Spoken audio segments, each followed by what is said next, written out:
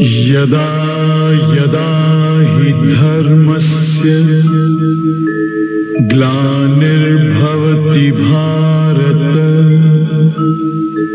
अभ्युत्थानम् अधर्मस्य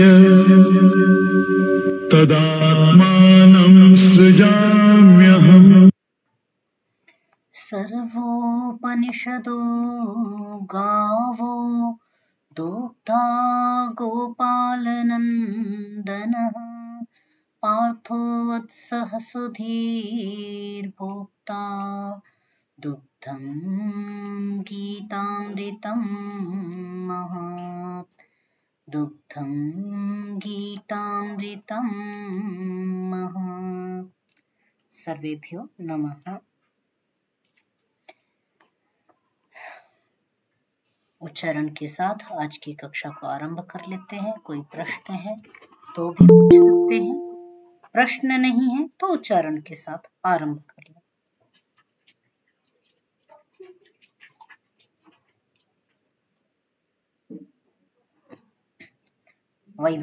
वैभवी, आज आप करेंगे उच्चारण? जी महोदय। वायुर्यमोऽग्निर्वरुणः शशाङ्कः प्रजापतिस्त्वं प्रपितामहश्च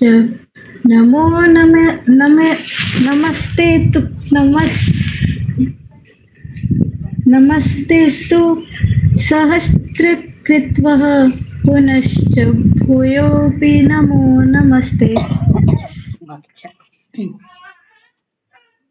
वायुर्यमः अग्निः वरुणः शशाङ्कः प्रजापतिः त्वं प्रपितामहश्च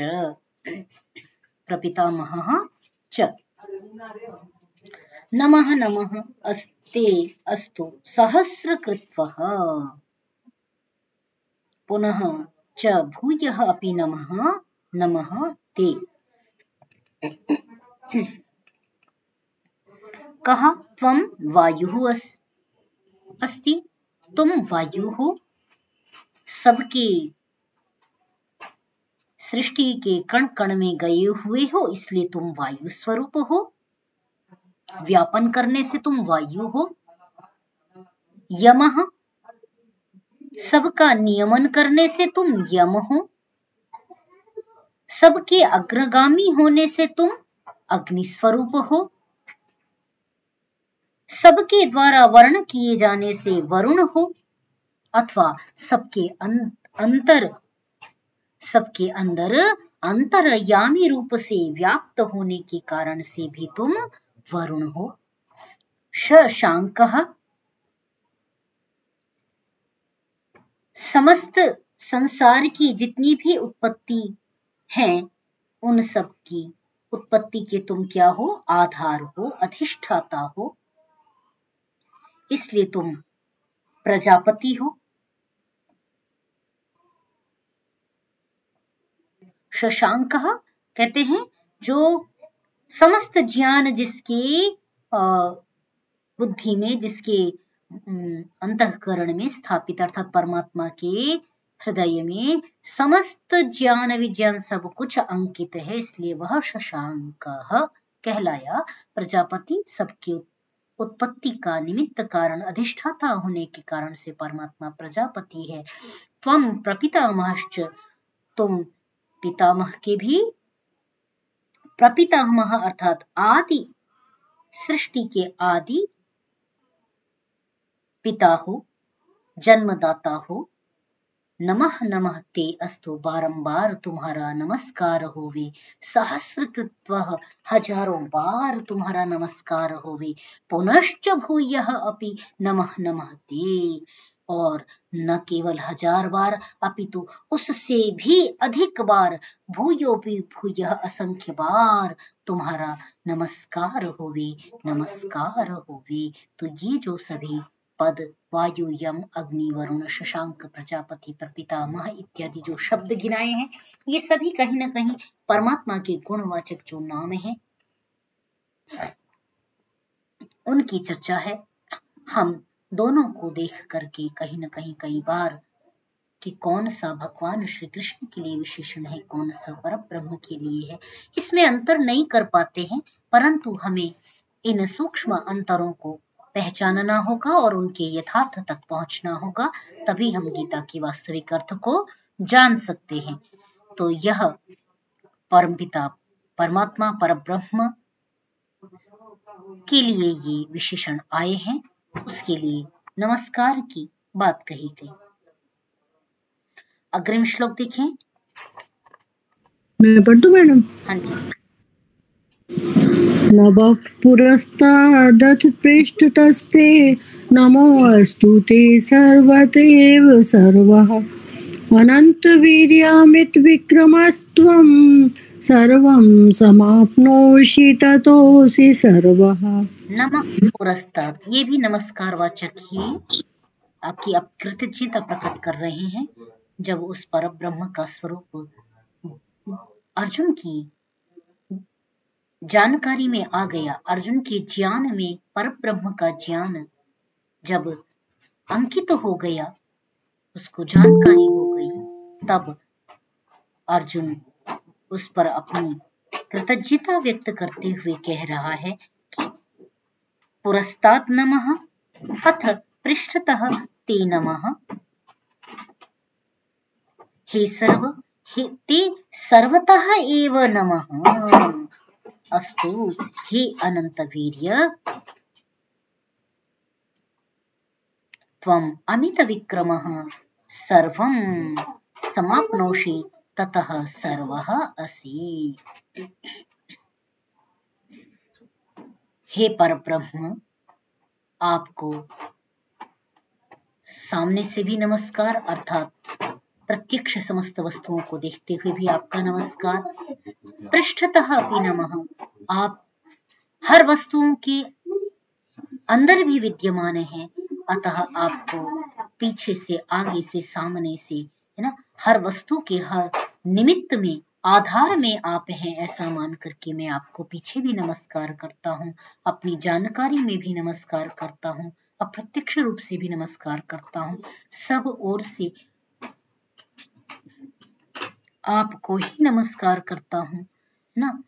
हे अनंत वीर्य, अनंत सामर्थ्य संपन्न परब्रह्म, मैं आपको, आपके अमित विक्रम, आपका पराक्रम क्या है, मित नहीं है, मापा नहीं जा सकता, परिमित नहीं है, सीमित नहीं है, कैसा है, अमित है, अमित विक्रम है, अर्थात आपका पराक्रम बहुत व्यापक है, ब्रह्मांड में समस्त सर्वत्र सब जगह छाया हुआ है, और उस पराक्रम को देख करके मैं अभिभूत हूँ, जिसका वर्णन भगवान श्री कृष्ण ने मुझे किया है, वैसा उस पर ब्रह्म के विषय में जान करके मैं अभिभूत हूँ, और इसीलिए मैं आपको बारंबार नमस्कार करता हूँ। सर्वं समाप्नोषि ततः सर्वः नमः असि। क्या कहा कि आपका बारंबार नमस्कार है। सर्वम समाप्नोषि, आप सब कुछ इस सारे संसार में व्याप्त हो, सबको उत्पन्न करने वाले हो, और सभी को आपने क्या है, अपनी शक्ति से सबको समेटा हुआ है, समाय पकड़ा हुआ है, तो आप सब कण कण में इस तरह आप सब में व्याप्त हो।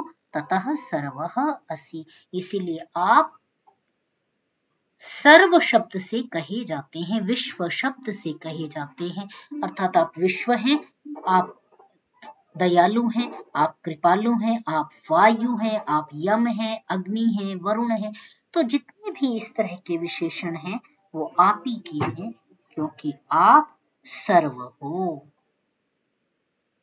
ठीक है, स्पष्ट है? तो आगे बढ़े। मैडम ये पुरस्ताद दत्त, इसका मतलब क्या है? पुरस्ताद, पुरस्ताद अथ, पुरस्ताद माने सामने से, सामने से, सामने अर्थात अब सामने परमात्मा सामने तो आकर के बैठेगा नहीं, तो मैं अपनी हर वृत्ति, जो भी मेरे सामने जो वस्तुएं पड़ती हैं, उन सबके को मैं, उन सब में भी मैं आप ही का दर्शन कर रहा हूँ, और जिन वस्तुओं की मैं महिमा सुनता हूँ, जो परोक्ष हैं, मेरे पीछे हैं, जिन्हें मैं सामने नहीं देख पा रहा हूँ, ऐसी जो परोक्ष वस्तुएं हैं, अब प्रशांत महासागर है, नाम सुना है देखा नहीं है। हिमालय पर्वत की चोटी है तो चोटी को देखा नहीं है, सुना है। ऐसी संसार की विविध वस्तुएं, ब्रह्मांड, लोक लोकांतरों का नाम सुना है परंतु देखा नहीं है, तो वो पीछे है मेरे। परंतु जिनके संदर्भ में मैं जहां जहां तक मेरी गतिमति हो पा रही है, सामने से, पीछे से, सर्व ओर से मैं आपका ही वंदन करता हूं, क्योंकि सब वस्तुएं आपकी ही बनाई हुई हैं।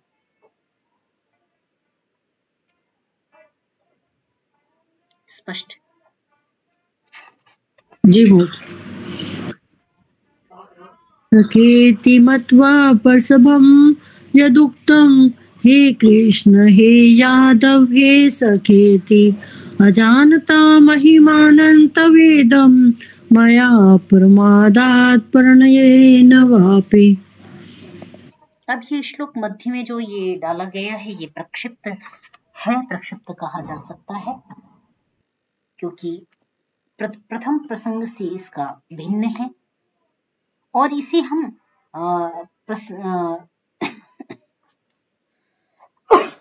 शब्दांतर से समझें तो हम ऐसा भी समझ सकते हैं कि यहाँ पर भगवान श्री कृष्ण के प्रति कृतज्ञता वर्णित की गई है।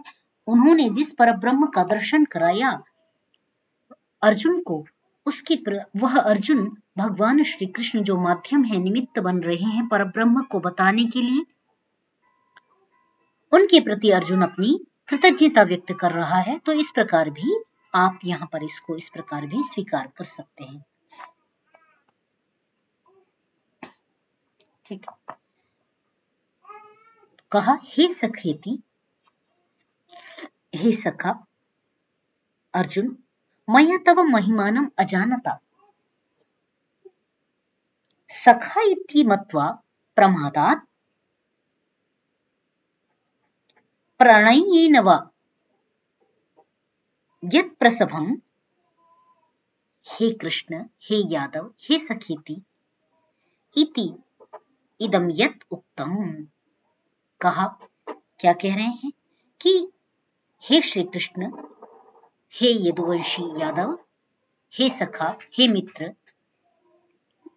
मैंने अज्ञानतावशात आपकी महिमा को कहीं तिरस्कार किया हो, आपकी महिमा को न जानते हुए मया, मेरे द्वारा, कभी प्रमादवश या प्रणयेन या अत्यंत आपके प्रति सहृदयी होने से, प्रेम भाव से, कभी मैंने यदि कोई बात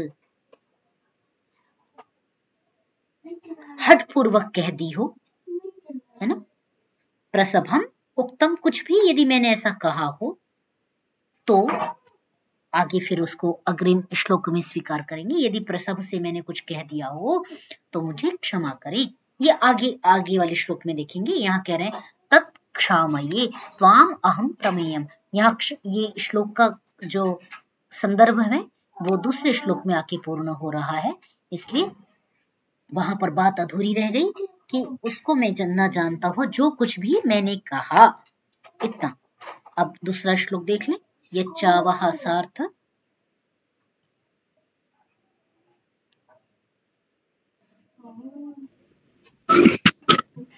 यच्चावः सार्थं सत्कृतोऽसि विहारशय्यासन भोजनेषु एको त्वाप्यच्युतत्सक्ष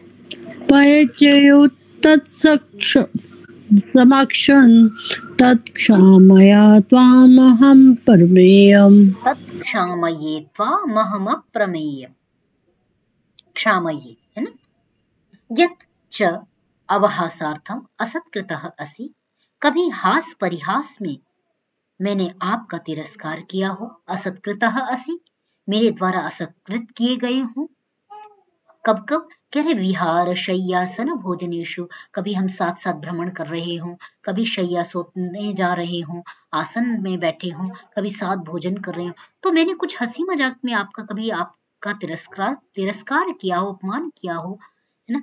तो एकः अथवा तत्समक्षम अपि अच्युत, हे अच्युत असत्कृतः असि। कह रहे हैं कि आप अकेले हों, अकेले में कभी मैंने असत्कार कर दिया हो, तिरस्कृत किया हो, अथवा कभी सब साथ बैठे हों, उस स्थिति में मैंने कभी आपका अपमान कर दिया हो, समूह में बैठे हों और मैंने तिरस्कार कर दिया हो, तो उन सब के लिए हे अच्युत त्वाम अहम अप्रमेयम क्षामये, कहा कि मैं आज आपसे उस सब के लिए जो प्रमाण करने योग्य नहीं है, ऐसे जो आप हैं, है ना, अप्रमेय, प्रमाण करने योग्य जो नहीं है, अर्थात ऐसे जो अप्रमेय सत्य स्वरूप आपकी महिमा जो है, जो मैंने देखी, आपको कितनी सिद्धि प्राप्त है, आप कितने महनीय हैं, कितनी उच्च स्थिति के योगी हैं। आपकी इस स्थिति को देख करके, आपके इस उपदेश से प्रभावित होकर के मैं आज अपने को बहुत छोटा महसूस कर रहा हूँ और आपसे क्षमा प्रार्थना करता हूँ कि मुझसे जो कुछ भी त्रुटि हो गई हो, कृपया उसे मुझे बालक समझ करके, मुझे क्षम्य समझ के, क्षमा योग्य समझ करके मुझे क्षमा कर देवें। इस प्रकार अर्जुन प्रार्थना करता है। ठीक है, स्पष्ट? कोई प्रश्न है तो पूछ लें, अन्यथा आगे बढ़ जाएं।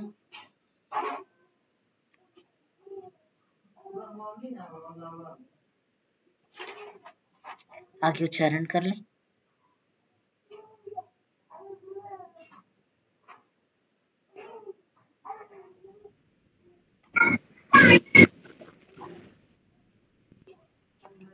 मैं करूं उच्चारण मैम?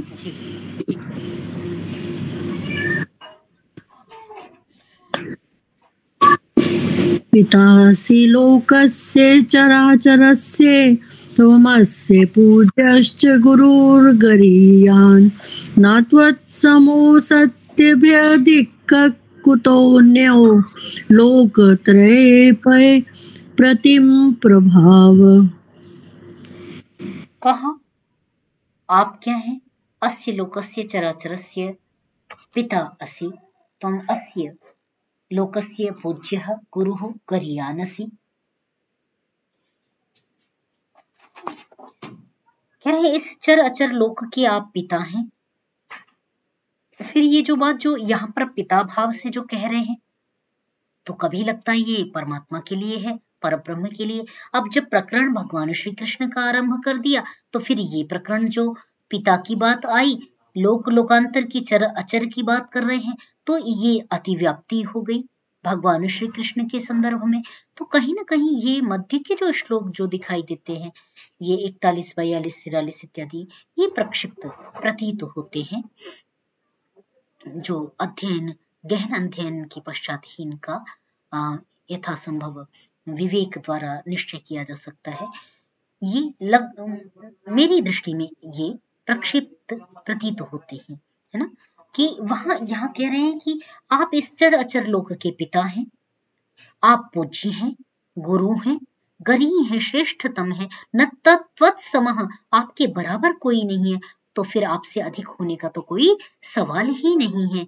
लोकत्रयेपि अप्रतिम प्रभाव, तीनों लोकों में आपका अप्रतिम प्रभाव विद्यमान है। आप तीनों लोकों में अप्रतिम हैं, अतः आप तीनों लोकों के पिता हैं, चर अचर पूज्य हैं, आप चर अचर के आप पिता तुल्य हैं, गुरु हैं, गरीय हैं। तो आपके बराबर ना तो कोई है और आपसे तो बढ़कर के कोई हो, ऐसा कल्पना भी नहीं कर सकते। इस प्रकार यह श्लोक भगवान श्री कृष्ण के संदर्भ में यहाँ पर कहा जा रहा है, जो प्रक्षिप्त है। जी, चराचर मतलब क्या होता है? चर और अचर। चर माने जो गतिशील है, अचर माने जो जड़ है। गतिशील जैसे कहें तो गतिशील हमें दिखने वाली सभी प्राणी, पशु, पक्षी, जंतु, जानवर, कीट पतंग, मनुष्य, जितनी भी योनियां हैं वो सभी चर होती हैं, है ना। वृक्ष इत्यादि जो भी गतिशील है, जो हमें अचर से प्रतीत होते हैं, जो हमें न चलते हुए, न गतिमान, जो नहीं दिखाई देते, वस्तुतः संसार की कोई वस्तु ऐसी नहीं है जो अगतिशील है, परंतु जो दिखाई देते हैं इस प्रकार, जैसे पर्वत है, पहाड़ है ना, भूमि है, जो हमें स्थिर दिखाई देते हैं, जी महोदय। वो सभी अचर की परिधि में आएंगे। ठीक है, अन्य प्रश्न कोई? आगे करें।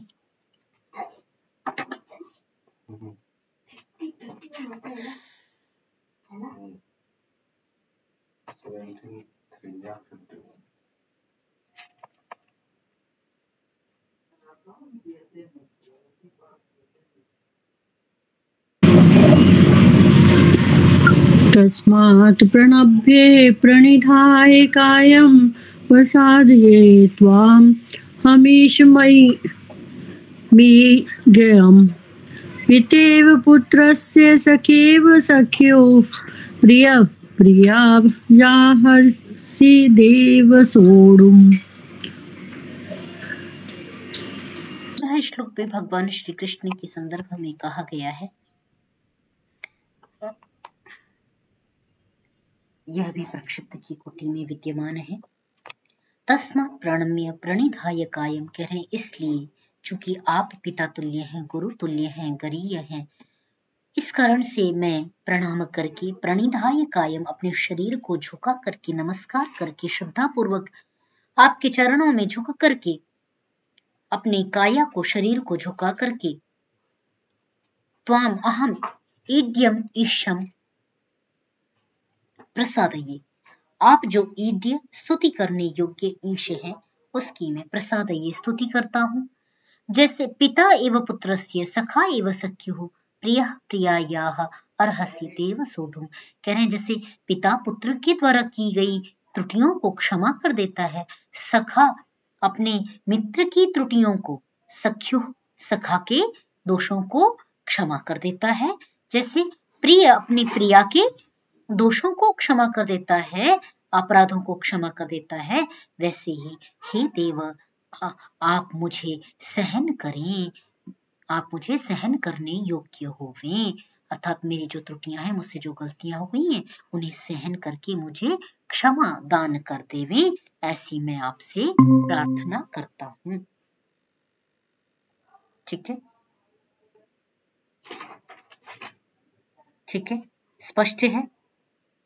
आपकी आवाज थोड़ी रुक गई थी बीच में, प्रिया और प्रिया के बाद ना आवाज आई नहीं। अच्छा जी, अच्छा जी, ये है कि यहाँ पर पिते पुत्र से सखेव सख्युः, पिता पुत्र की, सखा सखा की, प्रिय प्रिया, प्रिय व्यक्ति प्रिया अपनी प्रिय व्यक्ति की ना, प्रिया माने स्त्रीलिंग में, तो प्रिय अपनी प्रिया की जैसे त्रुटियों को क्षमा कर देता है, वैसे ही हे देव मैं आपसे प्रार्थना करता हूँ कि आप मेरे अपराधों को सहन करने योग्य हो जाएं, सहन कर लेवें। इस प्रकार यह यहाँ पर अर्जुन निवेदन कर रहा है।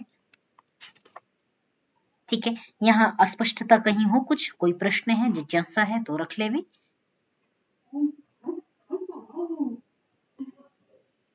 अन्यथा आगे बढ़े।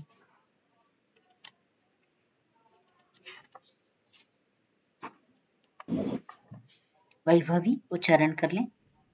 जी महोदय। अदृष्टपूर्वं हृषितोऽस्मि दृष्ट्वा भयेन च प्रव्यथितं मनो मे, तदेव मे दर्शय देवरूपं प्रसीद देवेश जगन्निवास। अदृष्टपूर्वं हृष्यतः अस्मि, अदृष्टपूर्वं दृष्ट्वा हृषितः अस्मि, मे मनः भयेन प्रव्यथितः, हे देवेश,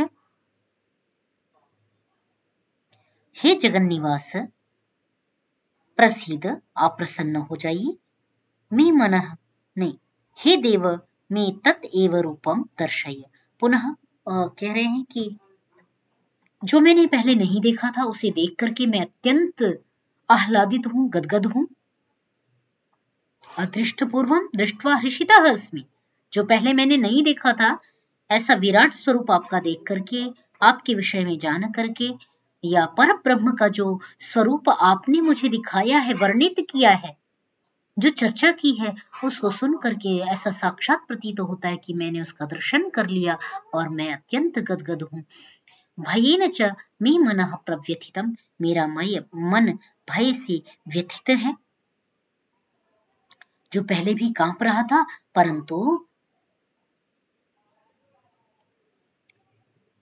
आपके उस देव रूप को मुझे दिखला दीजिए। हे देवेश, हे जगन निवास, आप मुझे अपने उस देव रूप का दर्शन करा दें जो आपने पहले मुझे कराया था, उसको दिखा दीजिए, जिससे मेरा जो व्यथित मन है वह प्रसन्न हो जाए। जबकि यह प्रकरण लगभग पहले पूर्ण हो चुका है, उसके दोषों का जो है मन का दोष का निवारण हो चुका है। पुनः इस प्रकार संदर्भ की आवृत्ति होना, विरुक्ति होना कहीं ना कहीं प्रक्षेप की ओर इशारा करता है। ये वस्तुतः हम ये चर्चा पहले कर चुके हैं, और उसने कहा कि मुझे इस प्रकार मन में व्यथन है, कष्ट है, भय है, और ये इसी अध्याय में हमने इसको देखा था। प्रसिद्ध की भी उसने चर्चा कर ली अर्जुन ने कि आप प्रसन्न हो जावे, है ना। तो पुनः इस प्रकार के श्लोक इसके कलेवर को कहीं ना कहीं वृद्धि की ओर ले जाते हैं।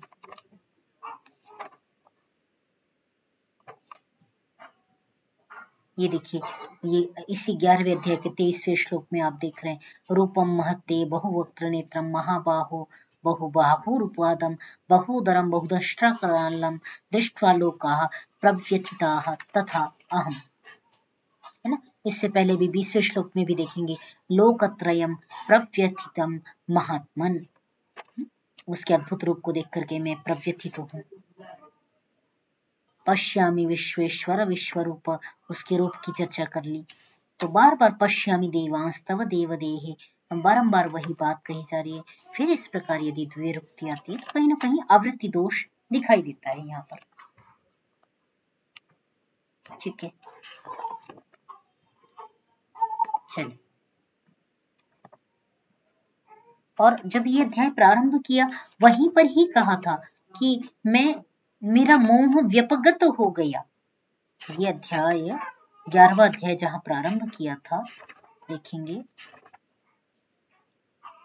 ये यत्त्वयुक्तं वचस्तेन मोहोऽयं विगतो मम, आपने जो वाणी कही, आपने जो वर्णन किया ईश्वर का स्वरूप, उससे मेरा मोह विगत हो गया, दूर हो गया, चला गया। ऐसा प्रथम श्लोक में ही स्थापना कर रहे हैं अर्जुन के द्वारा महर्षि वेदव्यास। तो पुनः इसके कलेवर की वृद्धि आवृत्ति दोष को दर्शाता है। ठीक है, आगे देखें।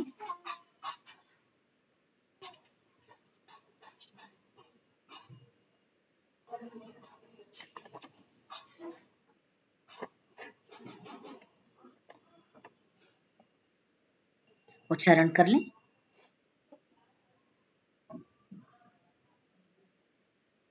थानी जी आप ही कर लें। हाँ, हेमा जी। श्री भगवानुवाच मया प्रसन्नेन त्वार्जुनेदं रूपं परं दर्शितमात्मयोगात् तेजोमयं विश्वमनन्तमाद्यं यन्मे त्वदन्येन नादृष्टपूर्वम्। जी एक छूट गया था, हेमा जी आप कर लें उसको। पहले वाला एक छूट गया है, 46 छूट गया, दोनों कर लेंगे फिर। ठीक है। किरीटिनं सदिनं चक्रहस्तमिच्छामि त्वां द्रष्टुमहं तथैव तेनैव रूपेण चतुर्भुजेन सहस्रबाहो भव विश्वमूर्ते। देखते हैं इसको। अत्र किरीटिनं गदिनं चक्रहस्तम इच्छामि त्वां द्रष्टुम अहम तथैव, कहा हे सहस्रबाहो, मैं आपको, हे विश्वमूर्ति, अहम त्वाम किरीटिनम गदिनम चक्रहस्तम तथा एव द्रष्टुमिच्छामि, मैं पुनः आपको वैसा ही देखना चाहता हूँ। कैसा? किरीटी, मुकुट लगाए हुए, गदाधारी, हाथ में चक्र लिए हुए, उसी प्रकार मैं आपको देखना चाहता हूँ। तेन चतुर्भुज रूपेण एव मे मार्गदर्शको भव, आप उसी रूप में मेरे मार्गदर्शक हो जाइए। आप वैसे ही वापस अपने चतुर्भुज रूपेण भव, आप अपने चतुर्भुज रूप वाले वैसे ही बन जाइए। तो आपके 4 भुजाएं हो गई, आपने किरीट को धारण किया हुआ, हाथ में गदा को धारण किया हुआ, तो ये कहीं न कहीं ये प्रसंगेतर है, प्रसंग से बाहर है ना? भगवान श्री कृष्ण के 2 हाथ हैं, 2 पैर हैं, 4 हाथ हो जाना,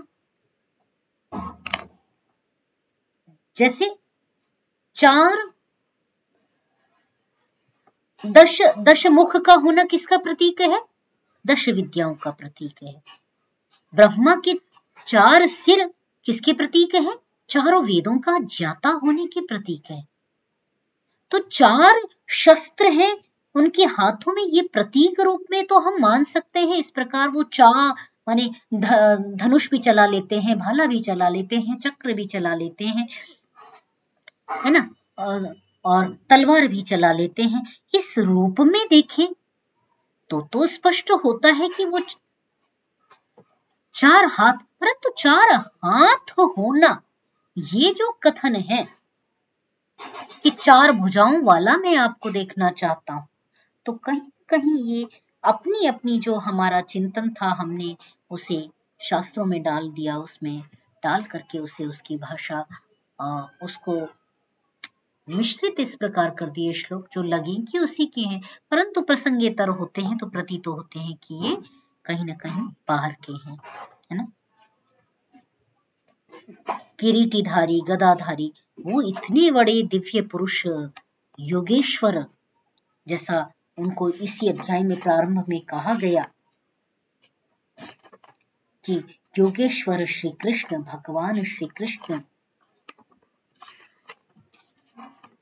उनकी महिमा को कहा गया।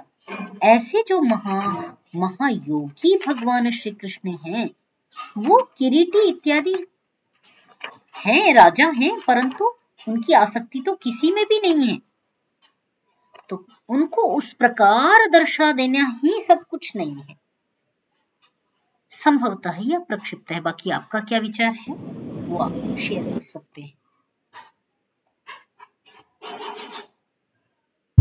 महोदय, किरीटी का अर्थ क्या होता है? किरीटी कहते हैं, किरीट कहते हैं मुकुट को, और किरीटी माने मुकुट को जिसने धारण किया है, वह किरीट धारी व्यक्ति। जी महोदय।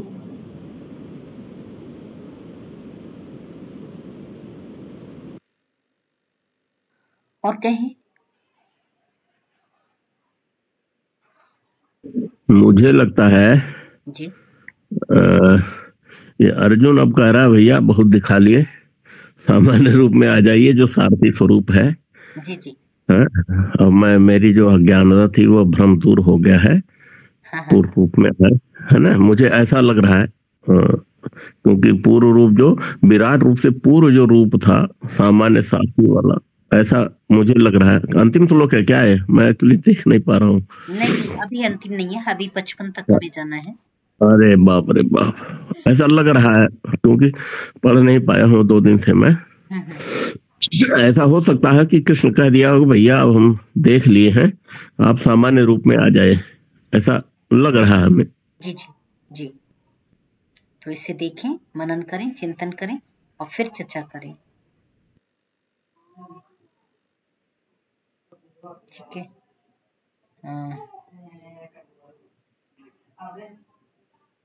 आइए इसके आगे देखते हैं।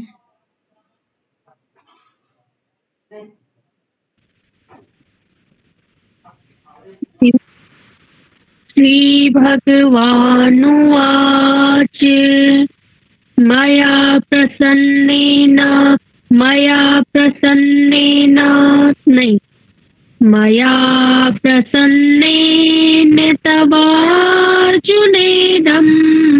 रूपं परं दर्शितमात्मयोगात् तेजोमयं विश्वमनन्तमाद्यं यन्मे त्वदन्येन न दृष्टपूर्वम्।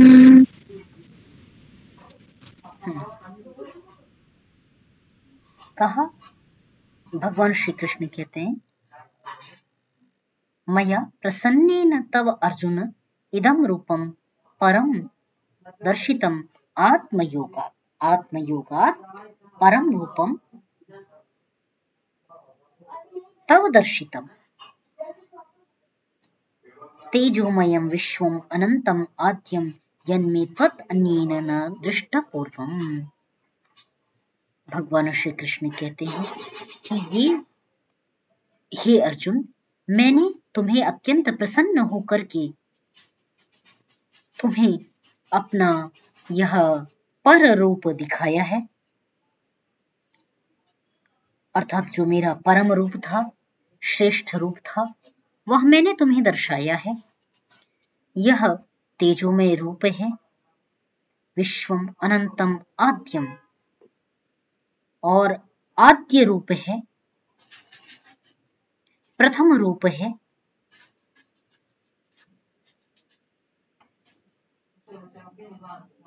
यह रूप अत्यंत तेजोमय है, अनंत है, विश्व के सब रूपों में आदि रूप है। तो मेरे इस उपास्य रूप को तुमसे पहले किसी ने भी नहीं देखा, तुमने ही सर्वप्रथम इसको देखा है।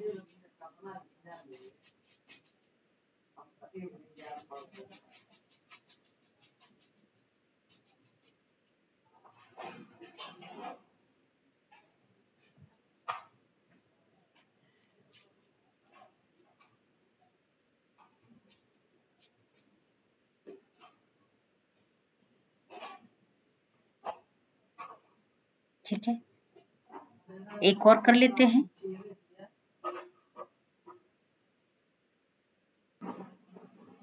एक और उच्चारण कर लें, फिर शेष कल कर लेंगे।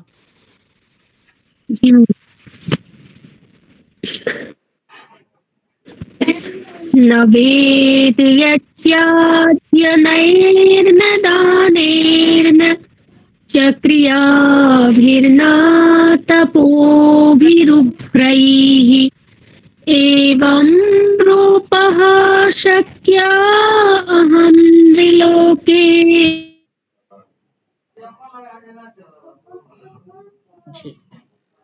दृष्टुं त्वदन्येन कुरु प्रवीर। 11 अक्षर इधर कर लें। न वेद यज्ञाध्ययनैर्न दानैर्, यहाँ तक ठीक है। न च क्रियाभिर्न तपोभिरुग्रैः। न वेद यज्ञाध्ययनैर्न दानैर्। देखें, न हे कुरु प्रवीर, हे कुरुश्रेष्ठ,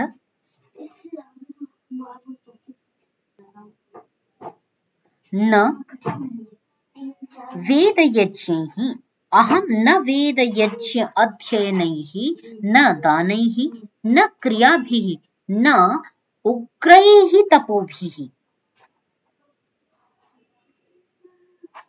त्वत् अन्येन नृलोके एवं रूपः द्रष्टुं शक्यः।